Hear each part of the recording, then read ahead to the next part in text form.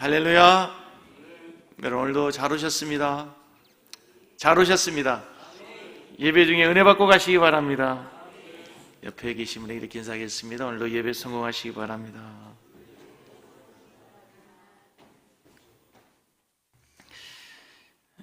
우리가 생각하는 축복, 그리고 성경에서 하나님 말씀에서 말씀하시는 복이 많은 차이가 있을 때가 있습니다. 대표적인 게 산상수훈에서 예수님이 말씀하시는 팔복입니다. 가난하고 애통하고 이런 것이 우리에게는 결코 복이 아닌데 하나님에게 복이라고 하는 것이죠. 그런 측면에서 오늘 본문 말씀은 대단히 커다란 축복이 기록이 되어 있습니다. 이 본문을 보면서 이것이 하나님의 축복이다 느껴지는 사람이 얼마나 있을까요? 그러나 오늘 본문의 말씀은 하나님의 약속, 하나님의 언약이 이루어졌다고 하는 내용입니다. 여러분, 우리의 삶에서, 우리의 일생에서, 또 우리의 교회를 통해서 하나님의 언약, 하나님의 약속이 이루어지는 은혜와 축복이 있기를 간절히 원합니다. 여호수아 12장은 모세와 여호수아에게 주신 말씀이 성취되었다는 사실입니다. 여기 1절부터, 사실 오늘 우리가 1절부터 마지막 절까지 읽어야 되는데 같은 비슷한 내용들이기 때문에 우리가 세 구절만 보았습니다만은 오늘 본문의 내용은 두 가지입니다. 1절에서 6절까지는 요단 동편의 두 왕들을 두 지파 반, 므낫세, 갓, 베냐민, 이 지파들이 요단 동편의 두 왕들을 정복했다는 이야기이고, 7절부터 마지막 24절까지는 요단강을 건너서 가나안 땅에 31명의 왕들을 점령했다, 정복했다 라고 하는 내용이 본문의 내용입니다. 다시 말하면 하나님의 언약이 기어이 성취됐다. 여러분, 성경 하나님의 이야기입니다. 하나님의 스토리예요. 성경의 주인공들 하나님이시고 주어가 하나님이시고 하나님의 이야기를 펼쳐가는 가운데에 하나님이 들어 사용하는 그 성경의 인물들의 이야기가 등장을 하는 것입니다. 모세와 여호수아는 대단한 리더들이고 대단한 믿음의 영웅들이지만 그들의 영웅담을 기록한 것이 성경이 아니라 하나님께서 역사의 주관자이신 그분이 그들을 통해서 하나님의 일을 이루셨다. 이것이 성경이라고 하는 것이죠. 이해가 되세요? 우리가 신학교에서 신학을 공부할 때 성경을 해석하고 이해하는 방법 가운데 아주 중요한 방법이 언약신학이라고 하는 것이 있습니다. 성경 전체를 창세기에서부터 구약까지, 계시록까지를 그 언약신학의 관점에서 성경을 이해하는 아주 중요한 성경 해석의 방법입니다. 그래서 성경을, 구약 성경을 우리가 영어로 Old Testament, 오래된 언약이라는, 오래된 약속, 신약을 New Testament, 새로운 약속이라는 거죠. 성경 하나님의 언약, 하나님의 약속이에요. 오늘 성경 보면 하나님께서 약속하셨는데 그 약속을 이루셨다.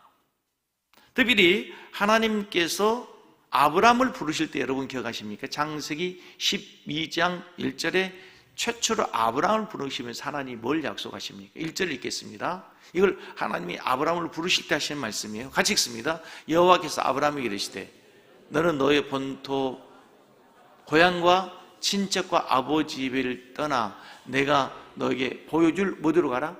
땅으로 가라. 땅으로. 하나님이 아브라함을 어느 날 부르시더니 명령하십니다. 너의 고향과 본토 친척 아버지 집을 떠나라. 내가 너에게 지시할 땅으로 가라. 근데 그 지시할 땅이 어디인지 아브라함이 알지 못하고 갈 바를 알지 못하고 그냥 하나님의 말씀에 순종해서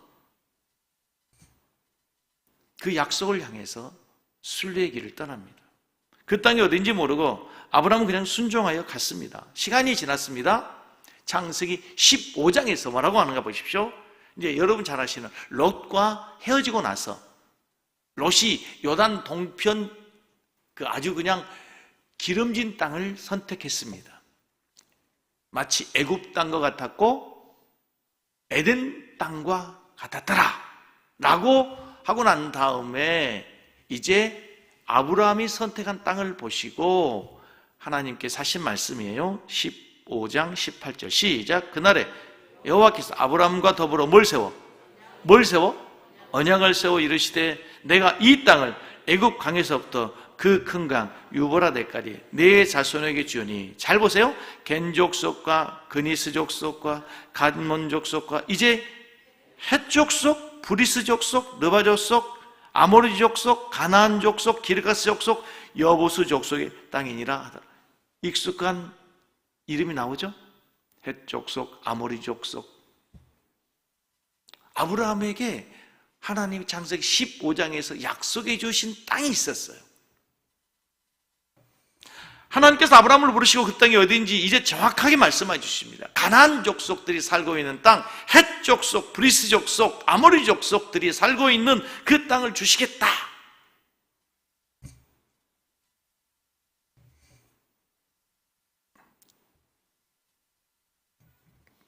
이 약속을 하나님께서 아브라함에게만 주신 것이 아니고 이제 그의 아들 누구에게 주죠? 이삭에게 줍니다. 또 야곱에게 줍니다. 그리고 시간이 지났습니다. 아브라함의 후손들이 애굽에서 400년 동안 종살이, 노예 생활을 하는 중에 이 이스라엘 백성들, 아브라함의 후손들이 자기들이 아브라함의 후손인지 잊어버립니다. 누구인지도 몰라요. 그냥 노예 생활하느라고 하루하루를 허겁허겁 숨가쁘게 살아갑니다. 고된 노역 속에서.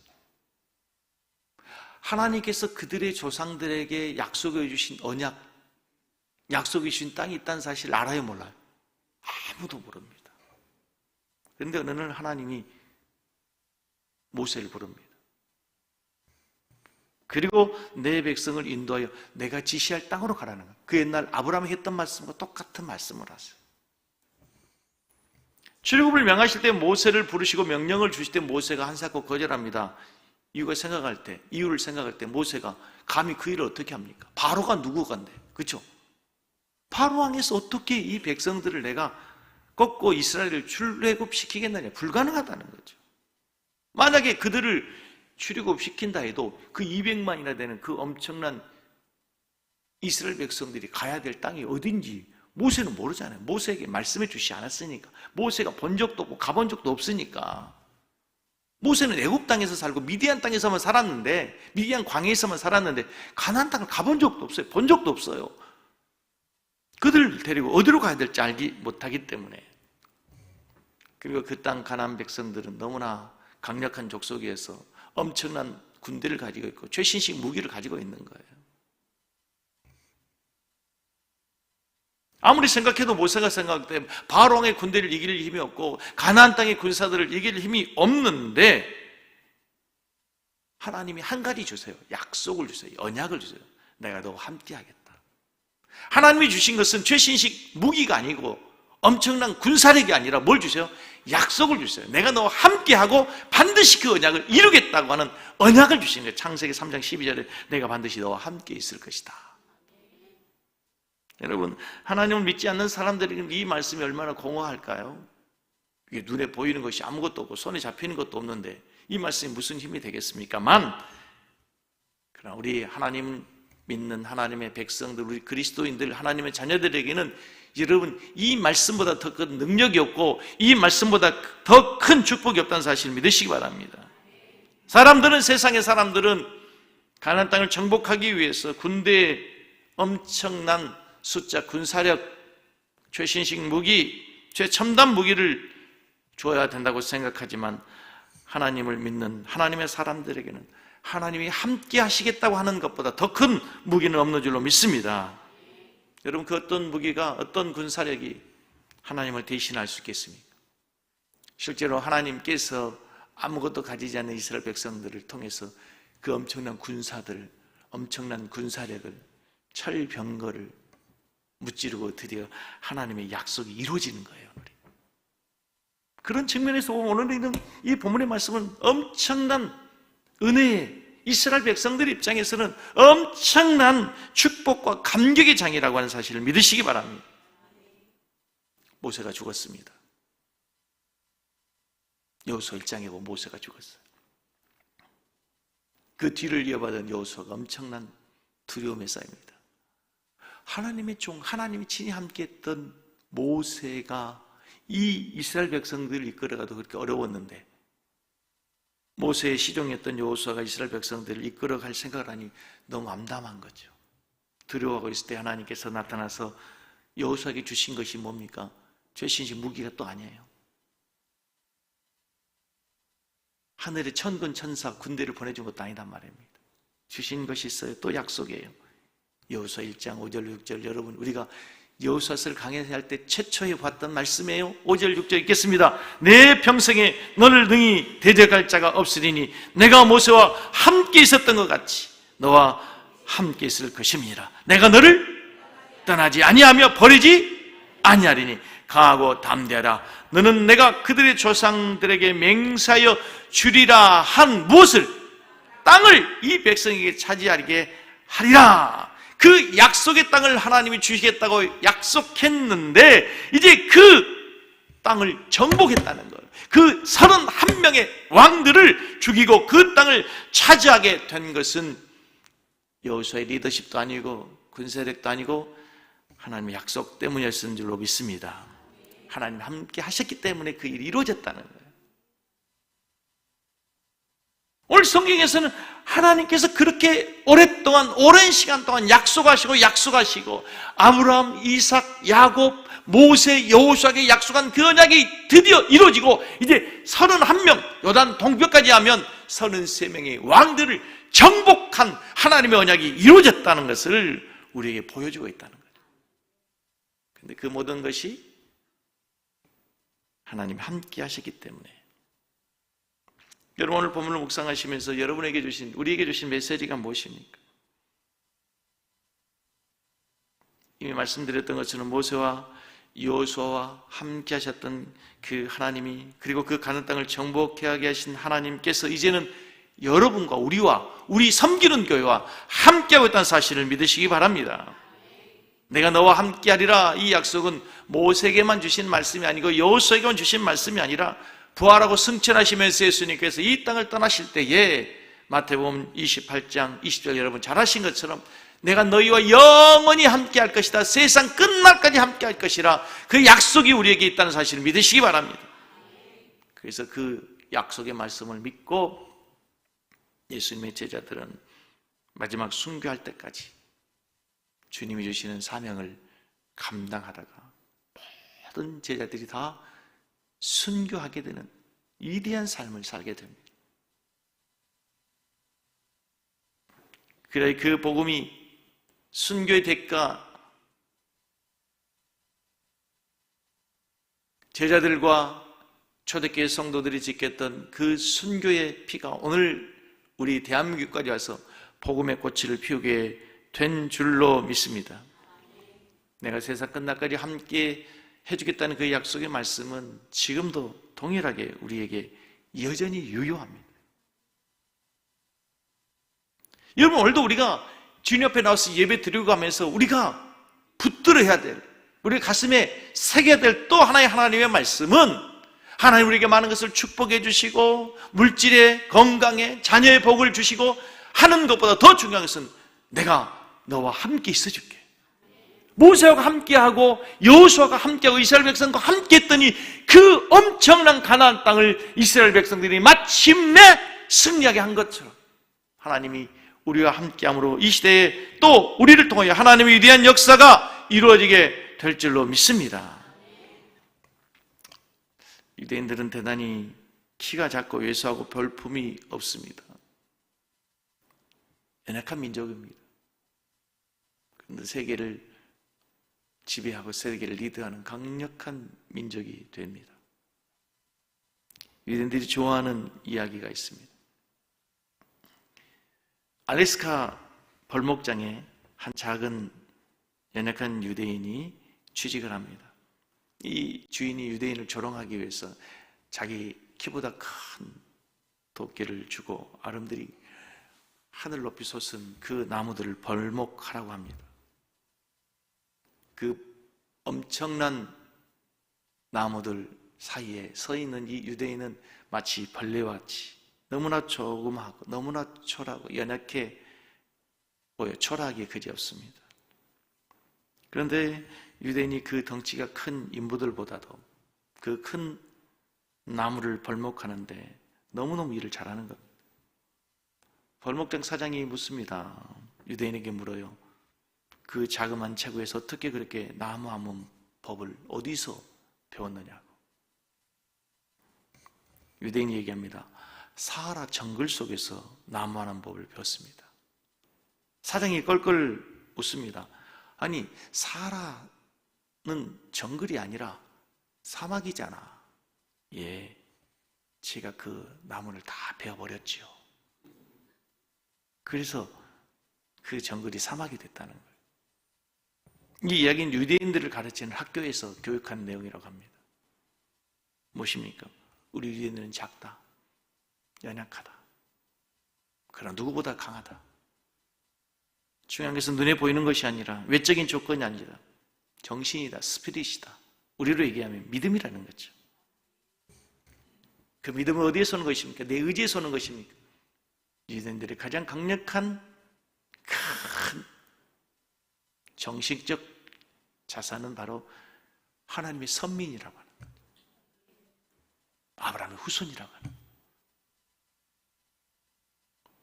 하나님이 지금도 그들과 함께하고 있다고 믿기 때문에 그 조그만 팔레스틴의 유대인들이 지금도 그 아랍의 거대한 대국들과 싸워서 승리하고 있는 거예요.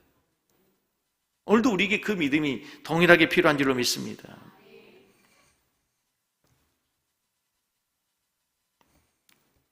말씀을 준비하는데 배고프고 가난하던 청년 시절이 생각이 났습니다. 정말 저뿐만 아니라 우리 앞에 계시는 우리 많은 집사님들, 권사님들, 우리 어린 시절은 다 그랬습니다. 배고팠습니다. 의지할 데 없었습니다. 그래서 우리는 간절하게 하나님을 찾고 기도할 수밖에 없었어요. 그래서 우리는 그렇게 강대상에 무릎을 꿇고 예배당 바닥에, 마룻바닥에 방석을 놓고 기도할 수밖에 없었어요. 지금은 다 이렇게 의자에 있었지만 옛날에는 다 방석이었어요. 저도 정말 간절하게 하나님을 찾고 기도할 수밖에 없었어요. 내 인생이 앞이 보이지 않는데 진로를 놓고 기도하고 하나님께 부르죠. 아무리 기도해도 길이 보이지 않아서 금식하고 또 금식하고. 제가 자주 갔던 기도원이 청평에 있는 강남 금식 기도원이었어요. 그때는 참 자주 갔어요. 근데 지금처럼 거기를 가기 위해서 그냥 자가용 타고 가는 게 아니고요. 그 기도원을 가기 위해서 그 교회에서 떠나는 버스 시간에 맞춰서 가야 되기 때문에, 버스를 타고 가야 되기 때문에 청평까지 내가 갈 수 있는 방법은 교회에서 운행하는 셔틀버스를 운행하는, 버스를 타고 지하철을 타고 교회까지 가서 교회에서 또 버스를 타고. 근데 그곳에 가게 되는 중요한 이유는 금식하기 좋은 환경이, 그 교회는 예배가 하루에 5번이에요. 새벽, 낮, 점심, 저녁 예배를 드리고 난 다음에 차례 예배가 또 있어요. 5번 예배를 드리면서 이제 하나님의 말씀의 은혜를 받고 기도하고 금식하면서. 근데 그 철야 예배 시간이 끝나고 나면요, 꼭 거기서는 어떤 시간이 있었냐, 어떤 순서가 있었냐면, 금식하는 중에 기도하는 중에 하나님의 응답받은 사람이 와서 간증하는 시간이 있어요. 근데 어느 날 철야 기도를 하는데 제 마음속에 간증하고 싶은 감동이 왔어요. 저는 진로를 놓고 기도했어요. 앞이 보이지 않아요. 손에 잡히는 거 아무것도 없어요. 변화되는 환경은 아무것도 없었어요. 그런데 하지만 하나님께 저에게 주신 확실한 응답이 있었어요. 확신이 있었어요. 하나님이 제 삶을 가장 좋은 곳으로 인도해 주실 거라는 확신이 왔어요. 나가서 제가 그렇게 간증했어요. 어떻게 그런 간증을 했는지 모르겠지만 수백 명이 소만 강남 금식교회 엄청 크잖아요. 거기서 제가 강남 금식기도원 안 갔다 온 사람은 뭔지도 모르겠지만 아무튼 거기서 제가 청년이 23살 먹은 청년이 그런 간증을 했어요. 하나님께서 저의 삶에 보이는 건 아무것도 없지만 확신을 주셨습니다. 눈에 보이는 것 없고 손에 잡힌 것 없지만 제 삶에 가장 좋은 것으로 인도해 주실 거라는 확신이 있고 하나님이 저의 삶을 통해서 영광을 받으실 거라는 확신이 있습니다. 하나님 나에게 응답해 주셨다고 했어요. 근데 그 간증을 듣고 나서 바로 그 다음날 어떤 그 목사님께서 그 간증을 들으시는 것 같아요. 설교하는 목사님이 어제 저녁에 철야배 시간에 한 젊은 청년이 간증하기를 이렇게 간증하더라고. 아무것도 보이는 거 없고 손에 잡힌 거 없지만 하나님께서 가장 좋은 곳으로 인도해 주실 거라고 간증을 듣고 내가 은혜를 받았습니다. 35년이 지났습니다. 제가 오늘 이렇게 여기서 설교하고 있는 거예요.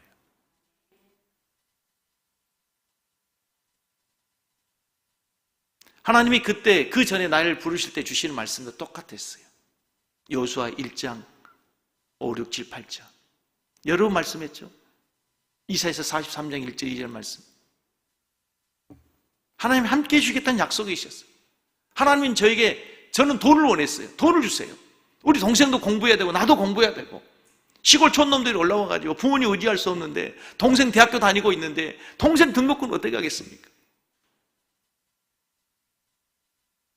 누가 봐도 동생이 먼저 대학교 갔으니 동생 뒷바라지 해야 되는데 나도 하나님의 부르심을 받고 나도 하나님께 쓰임받고 싶은데 하나님 길을 열어주십시오. 누가 봐도 이거는 있을 수 없는 일이죠. 서울에 방을 얻어간 두 청년들이 두 사람들이 학비를 생활비를 용돈을 어떻게 해결할까?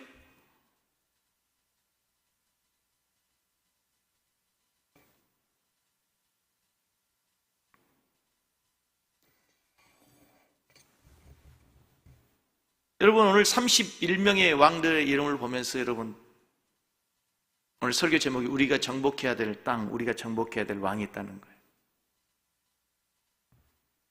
따라서 하겠습니다. 성경은 과거 이야기가 아닙니다. 이게 옛날 과거 이야기면 성경은 소설이죠. 하나의 역사책이죠. 그러나 여러분 성경은 살아있는 하나님의 말씀인 줄 믿습니까? 이 바이블은 놀라운 우리가 하나님의 말씀이라는 이유가 이스라엘의 역사로 얘기하지 않습니다. 여기서 살아있는 하나님의 말씀이라고 한 이유가 뭡니까? 이 말씀이 살아있는 말씀이라는 이유, 이 말씀이 능력이 있다는 거죠. 우리의 삶을 변화시키고 우리의 민족을 새롭게 하는 능력 있는 말씀이 이 말씀에 있다고 하는 사실을 믿으시기 바랍니다. 그러기 위해서 이 말씀이 능력이 되기 위해서는 나에게 주신 말씀으로 우리 교회 공동체에 주시는 말씀, 여러분의 가정에 주시는 말씀으로 이 메시지를 들어야 된다는 거예요. 우리는 과거 이스라엘 역사와 가나안 왕들의 변천사를 기억하고 있지만 성경은 보다 더 근본적인, 보다 더 큰 메시지를 기록하고 있는 거예요. 그 이야기를 통해서, 그 과거의 왕들의 이야기를 통해 여호수아를 통해서 가나안 땅의 정복의 이야기를 통해서 오늘 우리들의 이야기를 하는 거예요. 우리들의 이야기. 여러분의 이야기를 하고 있단 말이에요. 이 하나님의 말씀을 통해서 내 삶을 들여다보고 내 과거를 보고 현재를 보고 미래를 보는 거예요. 여러분 성경에서는 왜 이토록 많은 지면을 할애해서 지겹도록 왕들의 이름을 하나씩 기록하면서 31명의 왕들의 이름을 기록했을까요? 이미 여기에 나온 왕들은 가나안 동편에 기록된 왕들은 민수기에서 신명기에서 이미 기록된 이름이에요. 이미 알고 있는 이야기예요. 여리고성의 왕은 이미 우리가 여호수아를 통해서 이미 정복하는 왕으로 알고 있는 왕들인데 또 왜 이들을 하나하나 빠짐없이 기록하고 있느냐는 거예요. 이미 알고 있는 이야기 왜 계속하냐는 겁니다. 이 본문을 통해서 하나님 우리에게 지금 말씀하시고자 하는 메시지, 하나님의 음성, 하나님의 뜻이 있다는 거예요. 여러분 오늘 12장 24절 맨 마지막 절 다시 한번 보겠습니다. 같이 보겠습니다. 하나는 디사왕이라 모두 31왕이었다. 이 하나라는 얘기는 하나가 아니라 계속 하나하나 왕들을 얘기하는 거죠. 31명의 왕이었더라. 이 본문을 보면서 여러분, 하나님이 우리를 부르셨는지 묵상해야 돼요. 여러분 왜 부르셨는지, 우리 교회를 왜 세우셨는지.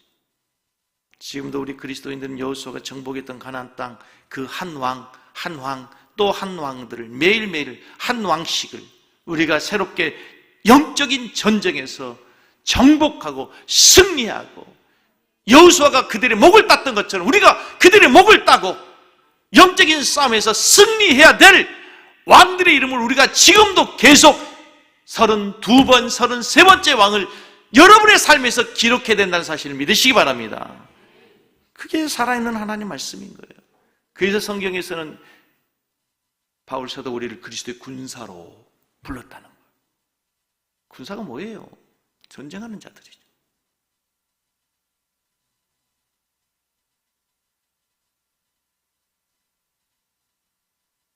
그래서 우리는 지금 관광객들처럼 유람선을 타고 관광하는 자들이 아니라 영적 군사들로서 군함을 타고 영적 전쟁을 치르고 있는 거예요. 우리 신분을 망각하고 있어, 우리가. 세상의 사람들이라는 것처럼 노세 젊어서 놀아. 우리가 놀고 있는 게 아니란 말이에요. 우리는 영적 군사들로 부르심을 받았어. 우리의 싸움이 있어요. 우리의 삶의 영역이 매일매일 치열하게 싸워야 되는 영적 전쟁터라는 거예요.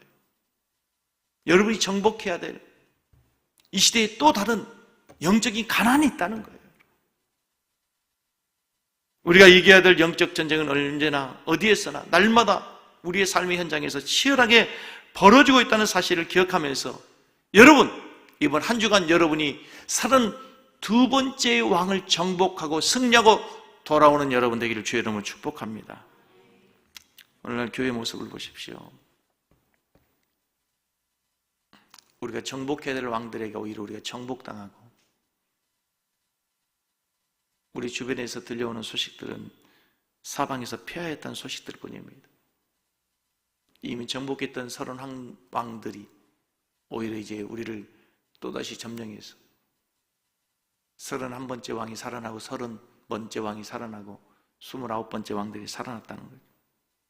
얼마나 사단이 즐거워하겠습니까? 얼마나 사단이 춤을 추겠습니까?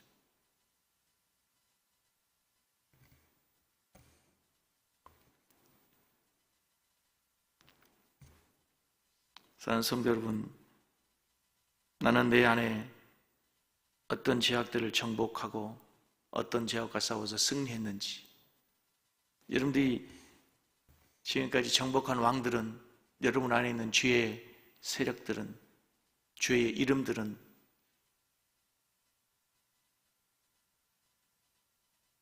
과연 몇 개나 됩니까? 여러분의 삶의 영적 전쟁에서, 여러분 삶의 영역에서 뿐만 아니라 여러분 안에 끊임없이 일어나는 여러 가지 싸워야 될 죄악들과 싸워서 여러분들은 과연 기록할 이름들이 몇 개나 됩니까? 여러분들이 기록해야 될 31가지의 왕들이 있으면 31가지의 죄의 목록들을 한번 기록해 보십시오. 내가 크리스찬이 되고 나서 내 발로 내가 밟아서 내 영적 검을 통해서, 영적 방패를 통해서 승리한 전쟁의 기록이 과연 몇 개나 되냐는 겁니다. 신앙의 연수가 10년, 20년, 30년 되었는데 이제 이 기록들이 연수의 기록으로 끝나는 것이 아니라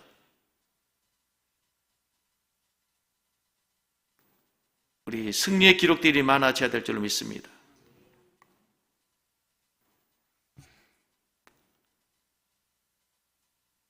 여기 기록된 수많은 왕들의 이름은 이스라엘 백성들이 싸워 승리한, 목을 벤, 정복한 왕들의 이름이라고 한다면, 우리가 믿음으로 하나님의 말씀으로 살아야 하기 때문에 도저히 내 감정으로는 용서할 수 없고 사랑할 수 없지만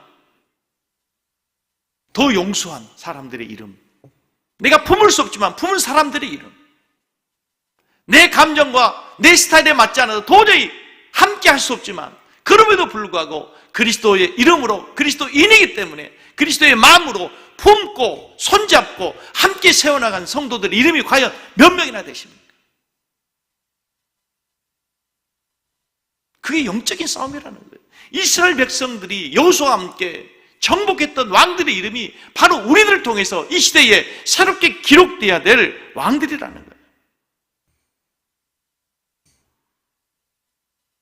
그렇게 할 때만이 이스라엘 공동체가 여호수아와 함께 이룩했던 그 승리의 기록, 이 시대에 우리의 교회들을 통해서 하나님의 세우신, 핏값을 세우신 이 섬기는 교회를 통해서 그 위대한 역사들이 새롭게 기록될 수 있다고 하는 사실입니다. 안타까운 사실은 이 땅을 정복하라고 하나님께서 세상에서 우리를 부르시고 세상으로 보냈는데 적과 싸우지 않고 매일 아군끼리 서로 싸우고 다투고 분쟁한다는 소식들이 너무나 많이 들립니다. 우리가 얼마나 주변에서 많은 교회들에서 보고 있습니까? 얼마나 어리석은 일입니까?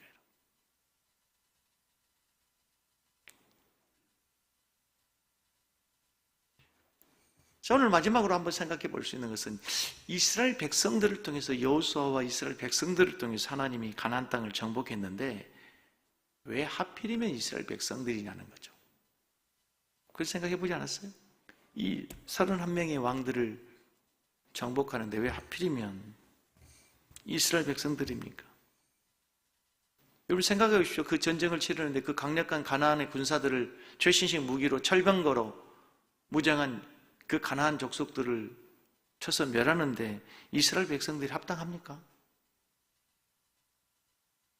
이미 그들은 철기 시대입니다. 이스라엘 백성들이 살고 있는 세상은 애굽은 청동기 시대예요.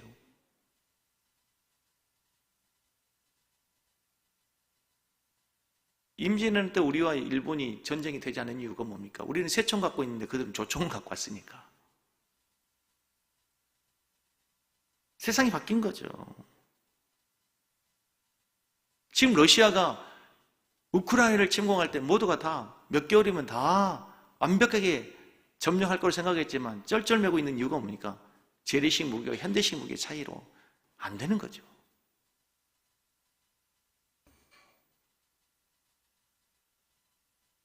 이스라엘 백성들은 가진 것이 없습니다. 반대로 가나안의 족속들은 이스라엘 백성들이 가지지 못한 신무기를 갖고 있어요. 기마부대를 갖고 있습니다. 철병거를 갖고 있습니다. 엄청난 군사를 갖고 있습니다. 그런데 왜 하필 그들이 이스라엘 군대에게 패하였느냐는 거예요. 왜 하필 이스라엘 백성들이었냐는 거죠. 이유는 간단합니다.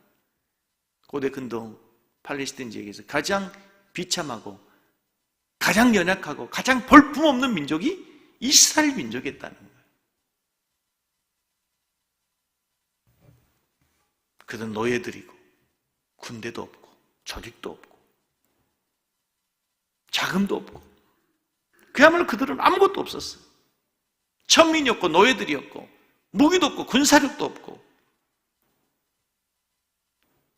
어떤 경우가 있어도 이스라엘 백성들을 통해서 가나안 땅에 전쟁의 승리가 주어질 수 없다는 거예요. 그래서 하나님은 그들을 불러 승리케 함으로 그렇게 해야만이 하나님이 하셨구나.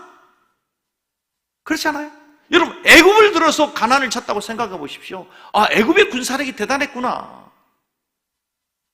가나안 땅에 또 다른 부족을 통해서 그들을 쳤다면 그들이 가지고 있는 무기 때문에 그들이 승리했다고 할 것이, 그러나 무기도 없고 군대도 없고 노예였고 천민이었던 그들을 통해서 하나님의 일들이 이루어졌기 때문에 하나님이 하셨구나. 왜 우리를 그렇게 낮추십니까? 하나님 왜 우리를 그렇게 보잘것없이 연약하게 하십니까? 왜 하나님께서 우리를 그렇게 늘 기도의 자료로 부를 수밖에 없습니까? 그래야 무릎을 꿇고 그래야 기도를 통해서 이루어져야 하나님이 하셨다라고 우리가 고백하기 때문에 그래요. 범죄한 인간은 어떤 경우에도 자기의 의가 조금이라도 있으면 절대로 하나님을 인정하지 않습니다. 합비루들 히브리인들, 강을 건너온 자들, 볼품없는 철없는 자들이라는 거죠. 그들을 통해서 31명의 왕들을 멸절시켰어요. 그들을 통해서 하나님의 위대한 역사가 일어난 것처럼 오늘 우리 섬기는 교회 연약한 성도들, 우리를 통해서 하나님의 이름이 드러날 수 있기를 원합니다.